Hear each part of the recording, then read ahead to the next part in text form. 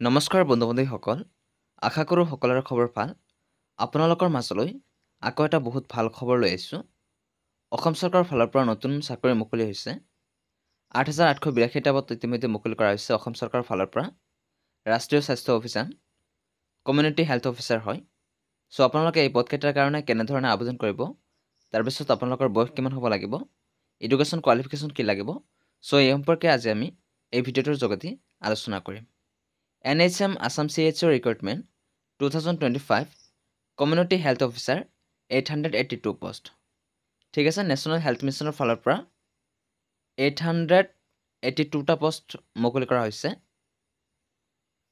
NHM Assam CHO Recruitment 2025 The National Health Mission Assam has released the latest notification for the recruitment of 882 posts of community health officer vacancy. চ' আপোনালোকে গমে পাইছে যে national health মিছনৰ ফালৰ পৰা 882টা vacancy মুকলি কৰা হৈছে ইতিমধ্যে। চ' এই পদকেইটা অসমত ওলাইছে আৰু কমিউনিটি হেল্থ অফিচাৰ হয়, CHO ৰিক্ৰুইটমেণ্ট হয়। Eligible candidates can apply for the NHM Assam CHO recruitment 2025-26 from the official website @nhm.assam.gov.in starting from 20 July 2025. So' এটা অফিচিয়েল ৱেবছাইট দিছে @nhm.assam.gov.in। এই অফিচিয়েল ৱেবছাইট গৈ আপোনালোকে অনলাইন যোগে আবেদন কৰিব লাগিব এই পদকেইটাৰ কাৰণে। ঠিক আছে। So' name of the organization national health mission Assam. তাৰপিছত লাষ্ট ডেট দিয়া হৈছে 5/8/2025 আৰু টোটেল ভেকেঞ্চি মুকলি হৈছে 882 ভেকেঞ্চি। ঠিক আছে। আৰু নেম অফ দ্য পোষ্ট কি হয়? Community health officer CHO। ঠিক আছে, নেশ্যনেল হেল্থ মিছনৰ ফালৰ পৰা এই পদকেইটা মুকলি কৰা হৈছে আৰু লাষ্ট ডেটটো তোমালোকে ভালদৰে মনত ৰাখিবা। লাষ্ট ডেটো দিয়া আছে 5/8/2025। ঠিক আছে। আৰু মোড অফ এপ্লিকেশ্যন অনলাইন, আপোনালোকে অনলাইন যোগে এই পদকেইটাৰ কাৰণে আবেদন কৰিব লাগিব। কেটেগৰী আছাম গভৰ্ণমেণ্ট জব হয়, অসম চৰকাৰৰ জব হয় আৰু জব লোকেশ্যন অল আছাম। ঠিক আছে। চ' অসমৰ প্ৰত্যেক ডিষ্ট্ৰিক্টৰ ল'ৰা ছোৱালীয়ে আবেদন কৰিব পাৰিব আৰু যিটো অফিচিয়েল ৱেবছাইট দিছে অফিচিয়েল ৱেবছাইট গৈ আপোনালোকে অনলাইন যোগে আবেদন কৰিব লাগিব। NHM Assam CHO Recruitment 2025 vacancy details. Name of the post community health officer CHO। ঠিক আছে। ক'ত কিমানটা ভেকেঞ্চি আছে এই সম্পৰ্কে আমি চাম। None of the post 882 post.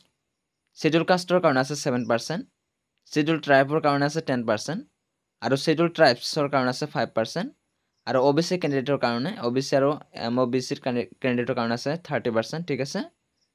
চ' আৰু আপোনালোকে এই পদকেইটাৰ কাৰণে অতি সোনকালে আবেদন কৰি ল'ব আৰু আপোনালোকে চেলাৰীটো পাব 27,000 টকাকৈ প্ৰতিমাহে। চ' আপোনালোকৰ বয়স কিমান হ'ব লাগিব এই পদকেইটাৰ কাৰণে? চ' আপোনালোকৰ এজ হ'ব লাগিব 18 বছৰৰ পৰা 40 বছৰৰ ভিতৰত। ঠিক আছে। 18 বছৰৰ পৰা 40 বছৰৰ ভিতৰত আপোনালোকৰ বয়স হ'ব লাগিব। আৰু ইয়াত এজ ৰিলেকশ্যন দিয়া আছে।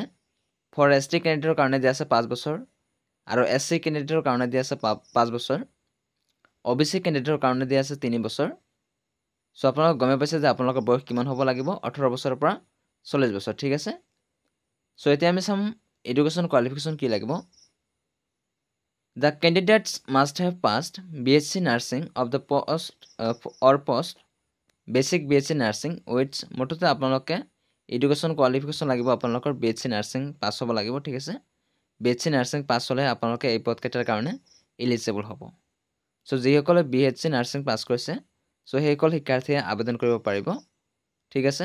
আৰু আপোনালোকে গমে পালে যে আপোনালোকৰ এডুকেশ্যন কোৱালিফিকেশ্যন কি লাগিব, BSc নাৰ্ছিং আৰু বয়স হ'ব লাগিব 18 বছৰৰ পৰা 40 বছৰৰ ভিতৰত। ঠিক আছে। বহুতকেইটা ভেকেঞ্চি ওলাইছে, 882টা ভেকেঞ্চি ওলাইছে নেশ্যনেল হেল্থ মিছনৰ ফালৰ পৰা।